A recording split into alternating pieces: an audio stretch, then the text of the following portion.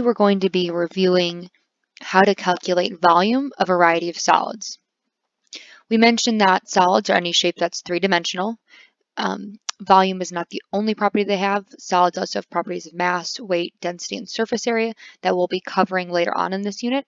The reason why we're looking into these is because once you have an understanding of those basic physical properties, you can use them to identify different types of materials. You can use them to calculate the cost of ordering a specific material, which is what we're going to primarily be using them for in this class. And you can also determine how strong a material might be based on the physical properties. Today we're going to focus on volume. Volume looks at the amount of three-dimensional space you have inside of a container. Area is the 2D equivalent that we talked about yesterday, where you're looking at the amount of two-dimensional space inside of a set of boundaries. Now we've just expanded those boundaries to a third dimension when we're looking at volume. The note sheet that you have, we're going to look at just the front page today, and we'll cover the backside tomorrow in class when we talk about surface area. But I do want you to be aware that on the back I have a screenshot of the formula sheet for you. So if you want to look specifically for formulas, that's a good resource for you as you work through practice problems today. That way you don't have to get out your bigger formula sheet to do these practice. Now, when we worked with area, our units were something squared. When we deal with volume, our units are going to be something cubed. So the most common ones are cubic centimeter. That can be written as cc's. In the medical field, that's where if you've ever heard them ordering so many cc's of saline or cc's of fluids, they're referring to how many cubic centimeters of those fluid they want. You might also see it with a cm and then the cube sign with the little number 3, kind of like we have with our cubic inches. You can also have cubic feet, cubic meters, etc. We're going to look at 3 main examples today for volume. First up is a cube. In this particular cube, you see we have a side length of 4. We're going to use inches for our units here.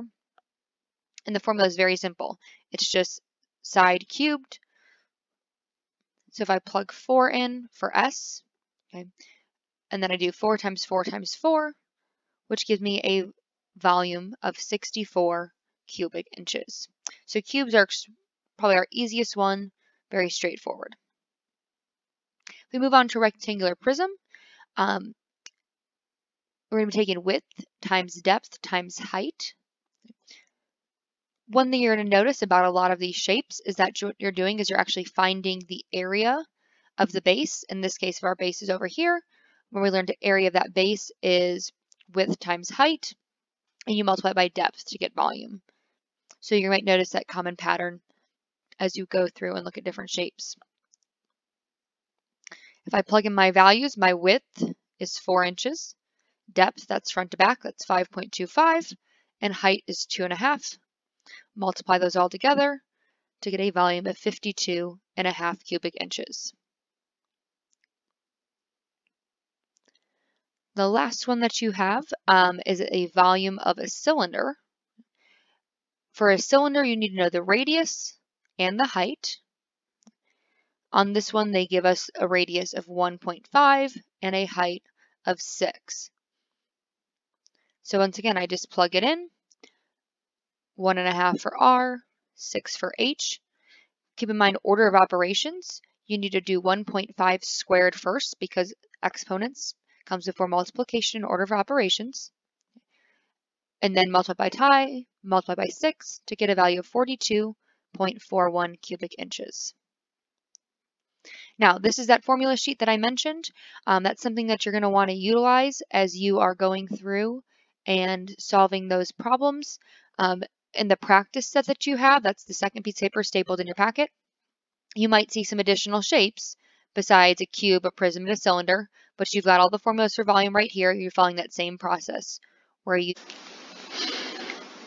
we're going to go through the first practice problem together for your homework assignment so you have a better feel of what the expectations are here. In this first problem, we are dealing with a cylinder. They tell us in the prompt we have a height of 5.25 inches and a diameter of 1.75 inches. Now remember that the volume of a cylinder the formula equals pi r squared times the height. Now, I have a height right here. That's going to be my height. And then I've got a diameter. Now, the prompt asks for a radius. So the first thing I need to do is convert my diameter into a radius. So remember that a radius equals a diameter divided by 2. So I would take 1.75 and divide by 2, which gives me a value of 0.875 inches for my radius. Now I'm going to go forward and I'm going to plug in my new radius and my height into my volume formula.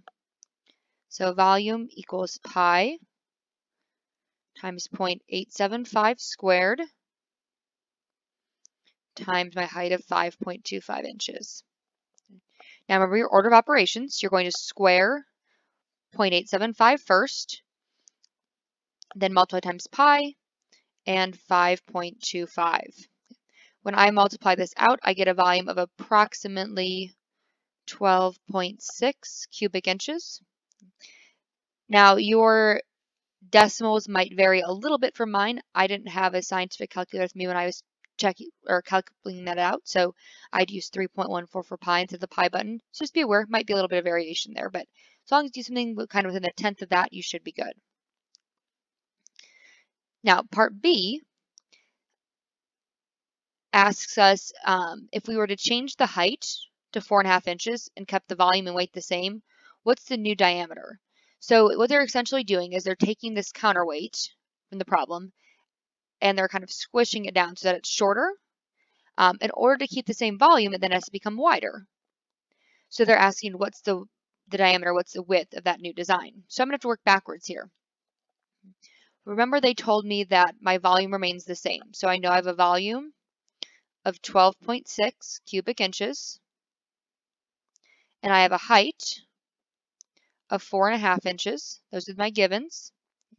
Now what I'm going to do is work backwards to find the radius, and then from there I can find the diameter that they're asking for. So taking that same formula as the previous problem, I'm going to plug in 12.6 cubic inches for volume. I don't know R yet, and I know that the height is 4.5. Okay. Now my goal is to get R by itself. So the first thing I'm going to do is I'm going to divide both sides by 4.5 pi.